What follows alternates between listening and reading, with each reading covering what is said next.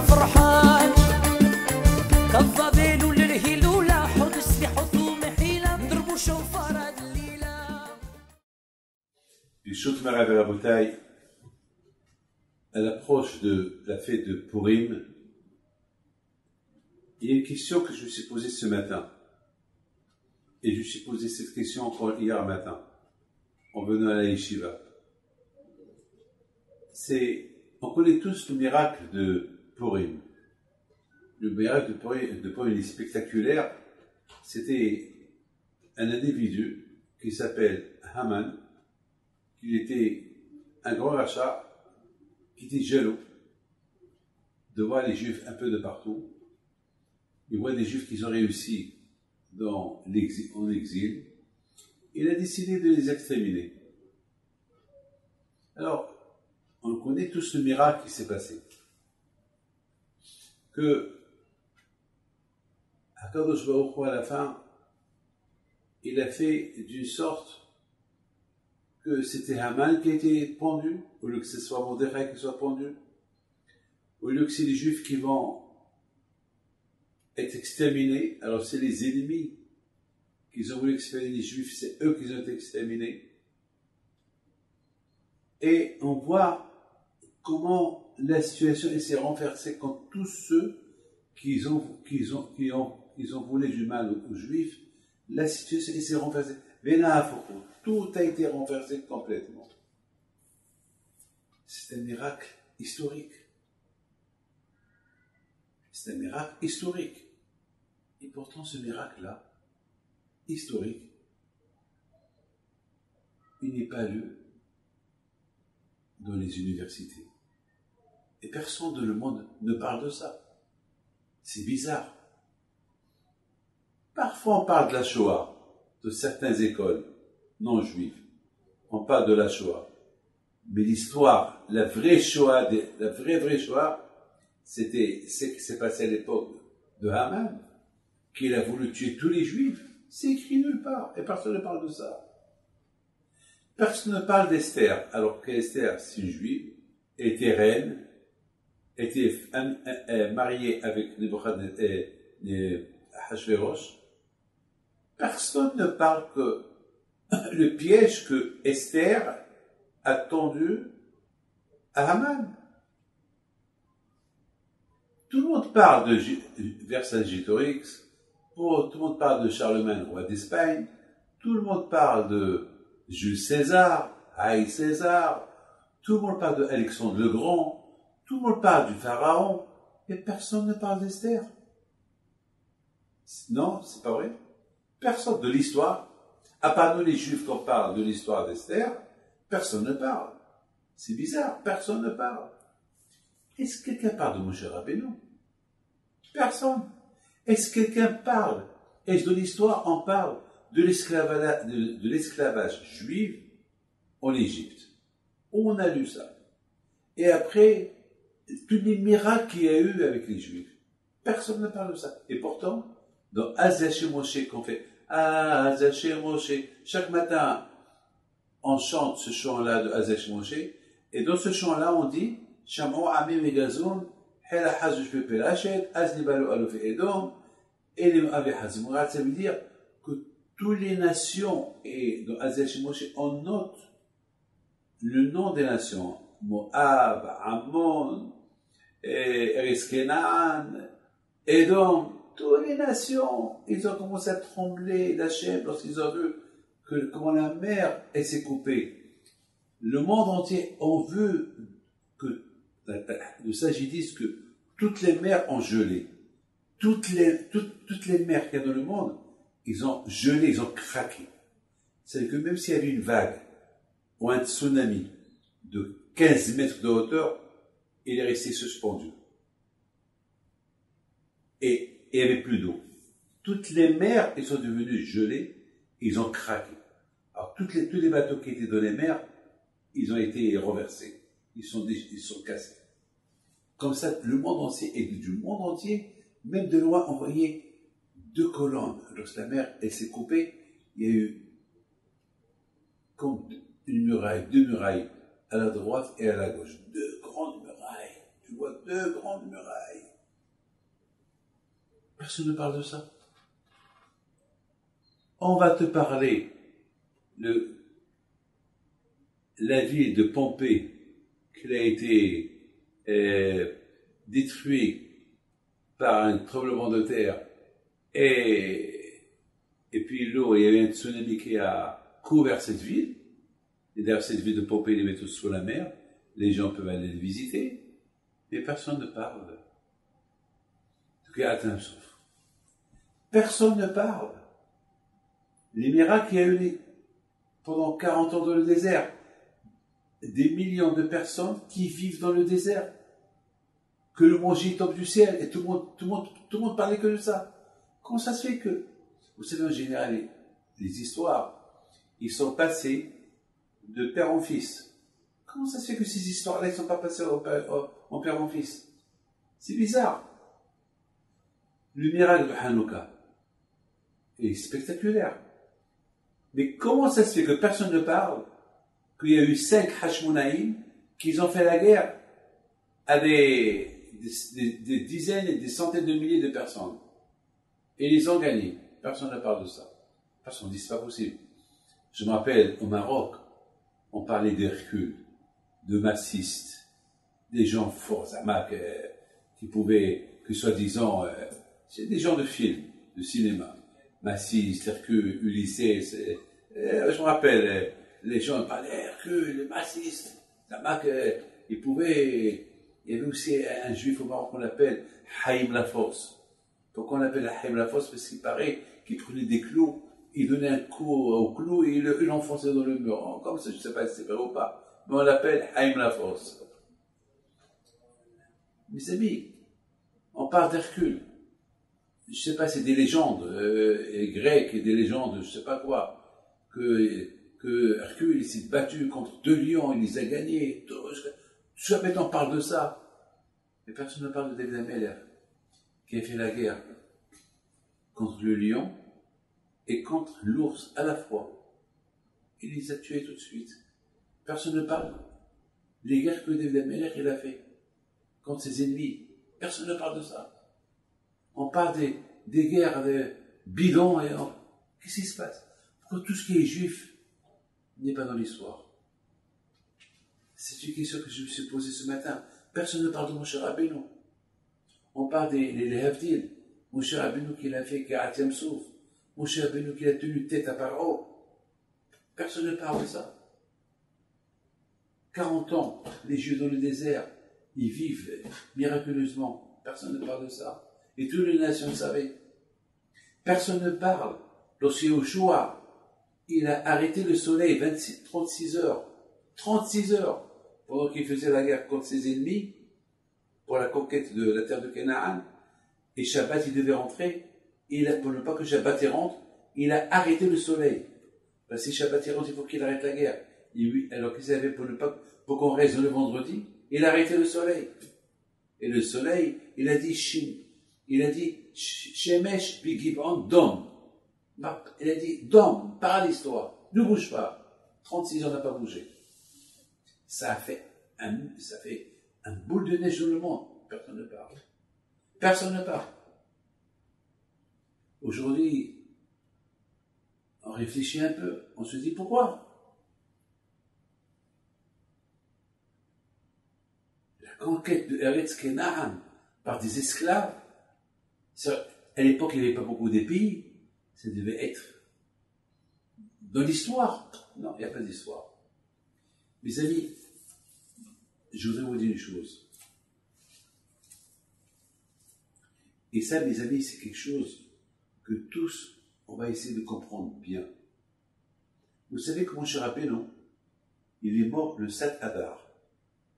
Et c'est bizarre. Personne ne fait ça Iloula. On fait la Iloula de Rabbi Shimon Bar Yochai, de Rabbi Meir Baal. On fait la Iloula de tous les tzadikim, même les petits tzadikim, même les arrivistes. Il y a même ceux qu'on croit qu'ils sont tzadikim, on leur fait des grands Iloula, on vend leurs bougies. Et Moshe Rabbeinu, qui nous a donné la Torah, c'est lui le maître des maîtres, on ne fait pas ça Iloula. Le contraire, Il y a ceux qui jeûnent le jour de la loi de Moshe Rabbeinu, le Satada. Il y a ceux qui jeûnent. Bizarre. Il y a ceux qui jeûnent. Mais il n'y a pas de Guilou là. Pourquoi? Quelle est la raison? Pourquoi? Mes amis, il faut savoir une chose. Moshe Rabbeinu alav shalom, lorsqu'il a reçu la Torah des mains d'Hachem, il a donné la Torah à Am Israël. Moshe Kibbel Torah Misinaï Musara. Moshe a reçu la Torah, il a transmis au peuple d'Israël. Il a tout fait pour enseigner la Torah au peuple d'Israël.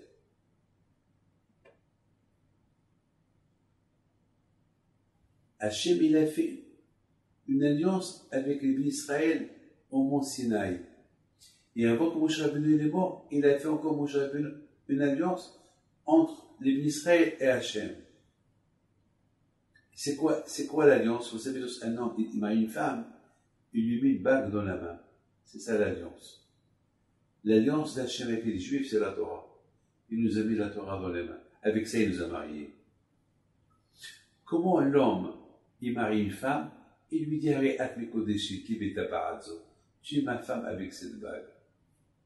Voilà, c'est cette bague-là, et c'est l'alliance entre toi et moi. C'est ça qui nous réunit. Qu'est-ce qui nous a réunis entre Hachem et les peuples juifs? La Torah. Donc la Torah nous a réunis, on est avec Hachem. Et pour l'éternité. Mes amis, les bénis Israël, ils ont fait une faute. La faute qu'ils ont fait, lorsque Ahashverosh, il a fait une grande fête, il a invité toutes les nations. Les Juifs aussi sont venus à cette fête. Mordechai leur a dit, c'est pas pour vous ici. Alors, ils n'ont pas écouté. Ils sont restés là-bas. N'oubliez pas, ils ont mangé du kasher. Il y avait même une séparation entre les femmes et les Juifs.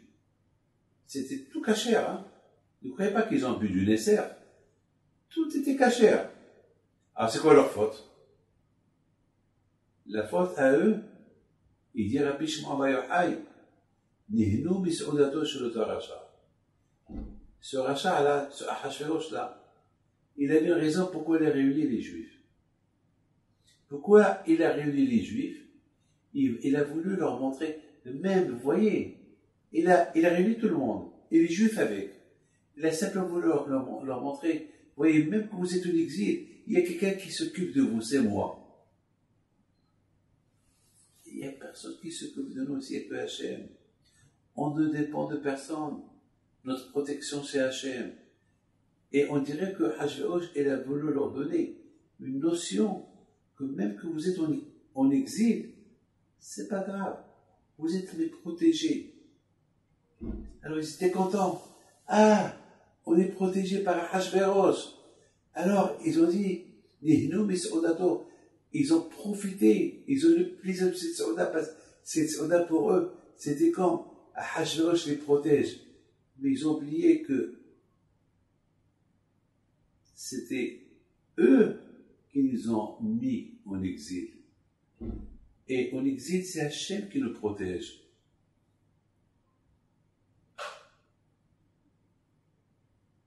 Et c'est ça la faute qu'ils ont fait. La faute qu'ils ont fait, c'est que Ahashverosh Aracha, quelque part, il a voulu faire comme une séparation entre Am Israël et Akadosh Baruch Hu. C'est-à-dire, vous êtes chez moi maintenant, vous êtes mes protégés. Alors eux, ils sont rentrés dans ce jeu-là. Vous avez compris? Mais un juif n'a pas le droit de rentrer dans ce jeu. Un juif, il doit se rappeler toujours, c'est vrai. On est ici, par exemple, on est en France. Donc, grâce à Dieu, la France nous protège. Mais il ne faut pas qu'on oublie qu'il y a Hachem qui protège la France elle-même. Alors, on n'a pas le droit de se déconnecter que c'est Hachem qui nous protège. C'est vrai que Dieu protège la France. et la police française, et tout. Mais il ne faut pas qu'on oublie Dieu. Il ne faut pas qu'on oublie l'Éternel. C'est ce qu'il a voulu expliquer à Bishop Haï. Les Juifs de l'époque, ils ont le plaisir d'entendre, de voir qu'ils sont les protégés de Ahashverosh. Ah, maintenant, puisque maintenant on est sous sa protection, alors on peut dormir tranquillement. On n'a pas besoin de personne. Ça déplut à Hachem. Qu'est-ce que Hachem a fait? Il a fait que celui qui leur a dit « je vais protéger », c'est lui qui les a donnés entre les mains de Haman. Pour les rappeler, n'oubliez pas, c'est moi qui vous protège. Maintenant, celui en qui vous comptez, qui vous protège, regarde ce qu'il est en train de vous faire. Vous avez compris? C'est ça, mes amis. C'est ça, mes amis. La raison. Pourquoi, mes amis, c'est ça la raison. Pourquoi, quand je vois Roux, il a porté cette xéra sur les Juifs à l'époque de Mordechai et Esther, c'est pour les ramener vers lui. Parce qu'automatiquement, puisque eux, ils ont commencé à compter sur Ahashverosh, automatiquement, ils vont se relâcher de la Torah. Ici, se relâchent de la Torah et du bon Dieu, c'est fini. Ça veut dire, c'est l'assimilation totale des Juifs et cette destruction totale du peuple juif. Alors qu'un jour, il les a ramenés vers lui par rapport à cette... D'ailleurs, on voit beaucoup des gens qui font des Shuvah parce que, à cause de... Vous savez, il y a quelqu'un qui m'appelle chaque jour. Il finit Shabbat, il fait rien de la religion. Mais il croit dans les brachot. Et puis, et voilà, ils ont découvert une grave maladie. Il m'a appelé la semaine dernière, il était dans tous ses états. Alors là, j'ai profité de l'occasion. Je lui ai dit, mon ami, je te connais depuis des années. Grâce à Dieu, tu fais de la tzedaka, mais tu sais, tu fais rien dans la religion. Il m'a dit, c'est vrai. Je dis, maintenant que tu sais que je suis malade, tu sais que les médecins t'ont fait peur, commence à faire ceci. Il a accepté. Alors que ces mêmes phrases-là, je lui avais dit, tout le temps je lui ai dit, m'écoute pas. Il a fallu qu'il ait la peur pour qu'il m'écoute. C'est comme ça, c'est la vie. Alors quand je vois beaucoup de fois il nous fait peur, il faut qu'on retourne vers lui. Mais jamais Hachem, le bon Dieu, il peut lâcher les Juifs. Jamais que Dieu préserve. Hachem, il peut abandonner le peuple juif. Jamais. Mais Hachem, il nous fait peur. Parfois, il nous fait un gros bobo. Parfois, des petits bobos. Pour nous réveiller. La Gemara dit que les Juifs, lorsqu'ils ont vu comment Ahashverosh, il a mis la bague entre les mains de Haman, il a dit, à partir de maintenant, tu es mon adjoint. Les Juifs, ils ont commencé à avoir peur. Ils savaient que Haman, c'était la descendance de Amalek. Ils savaient que Haman, maintenant, il va être un homme très dur avec eux. Et c'est ça qui leur a fait faire Teshuvah. C'est ça. Mes amis, tout à l'heure on a parlé, pourquoi dans l'histoire, il n'y a pas toutes ces histoires dans l'histoire. On ne parle pas ni de Shimshon, tout ce qu'il a fait. Et vous savez que Samson, Shimshon, il n'avait pas les pieds. Il était sans les pieds. Et il a gouverné les Juifs pendant 40 ans. Il était presque immortel. Quoi, personne ne parle de lui. Ces légendes, ces histoires, ils sont restés que chez nous. Pas chez les Philistins de l'époque. Comment est-ce possible? Les amis, tout ce qui est juif, toute l'histoire juive, elle a un lien avec la Torah. La Torah a été donnée à Israël. Magid devarav li Yaakov, ukav mishpatav l'Israël, le asachen lechol goy. C'est la raison pourquoi tout ce qui est juif, il est resté entre chez nous. Personne ne parle de tout ce qui est juif. Parce que, comment voulez-vous que les nations, ils vont parler de Pessah? Avec Pessah, il y a beaucoup des liens des mitzvot dans Pessah. Ne pas manger le hametz, il faut manger la galette, il faut faire ceci. Dans Pessah, il y a beaucoup de mitzvot. Dans la fête de Sukkot, il y a beaucoup de mitzvot. Dans Hanouka, il y a beaucoup de mitzvot. Rosh Hashanah, Shavuot, il y a beaucoup de mitzvot dans Shavuot. Mais ces mitzvot-là, ils ont qu'un lien avec les non-juifs. Et les non-juifs, ils n'ont pas accepté les mitzvot, les lois juives. Oui. Donc, automatiquement, depuis qu'ils n'ont pas accepté les lois juives, donc, automatiquement, ils n'ont pas accepté aussi les histoires. Même qu'ils savaient qu'il y a ces histoires, mais pour eux, ces histoires-là, ils sont liés qu'à nous, pas à eux. Ça ne les concerne pas. Ça ne nous concerne qu'à nous seuls. Par exemple, je ne suis pas le Pessah. Pessah, c'est quoi Pessah? La Pessah, c'est la galette. Et quoi Pessah? Ben, tu peux pas manger le hametz. C'est quoi Pessah? Il y a beaucoup de mitzvot rien qu'à Pessah. C'est quoi Sukkot? Il faut une cabane.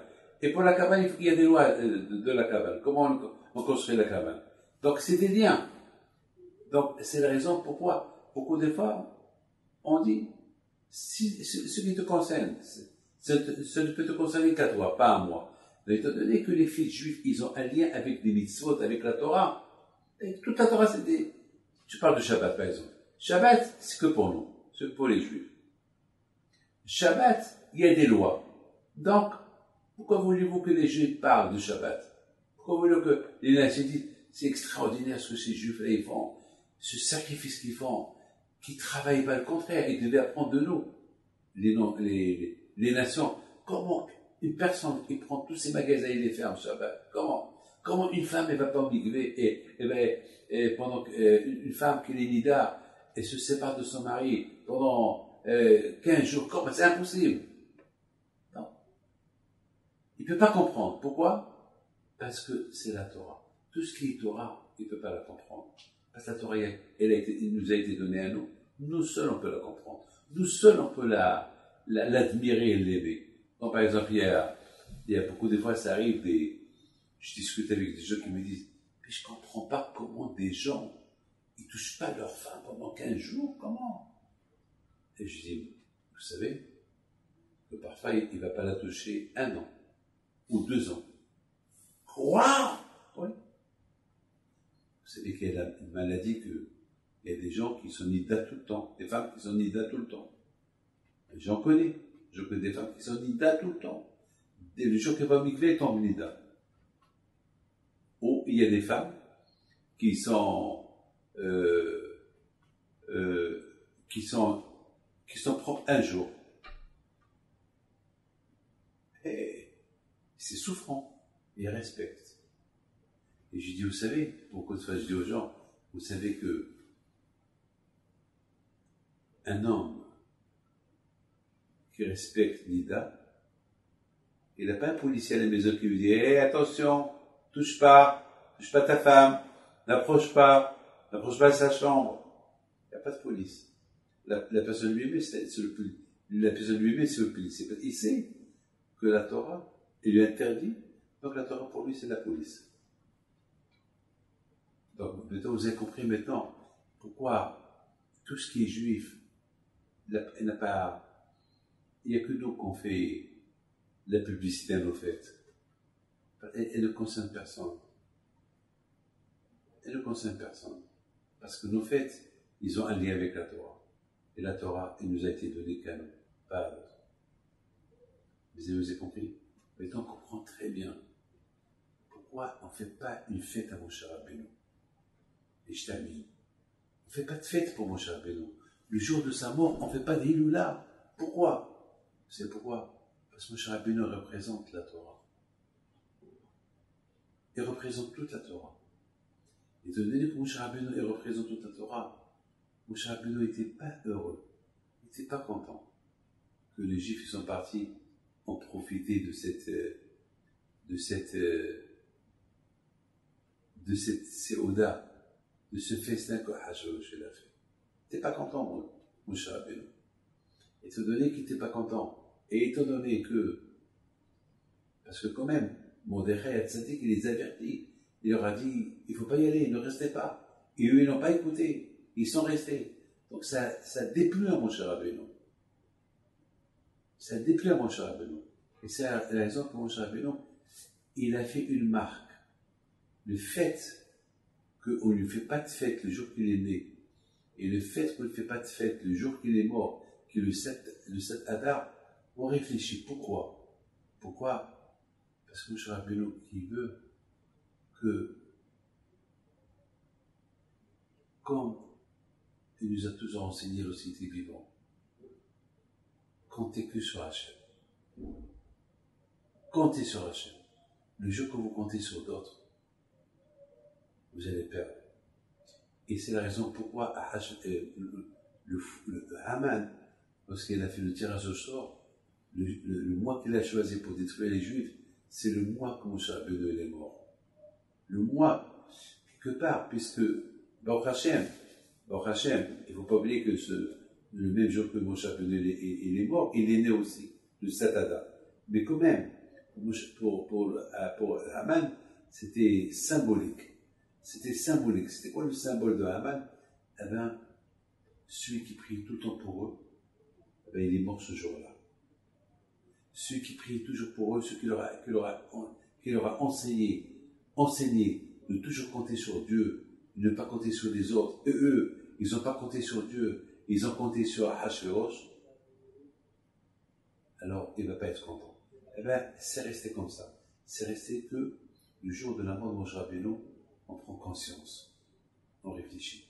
Il y a ceux qui font le Ta'anit ce jour-là. Je me rappelle, mon père est jeûné, le jour de l'Eloula de Moshe Rabbeinu, que lorsque on ne compte pas sur Hachem, c'est pas bien. Il faut toujours compter sur Hachem. Donc, quelque part, la mort de Moshe Rabbeinu nous rappelle, comptez sur Hachem. Comptez sur Hachem. Si vous ne comptez pas sur Hachem, c'est pas bien. Donc, étant donné que c'est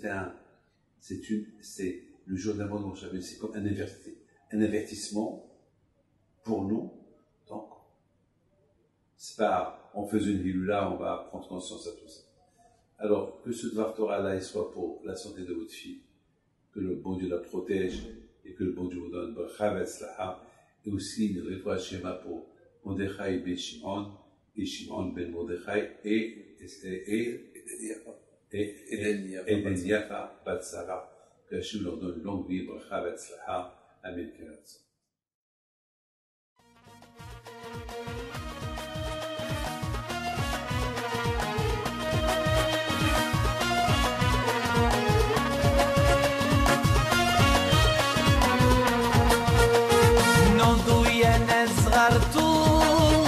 على ربيع حيم بنتو وقف لنا زيخو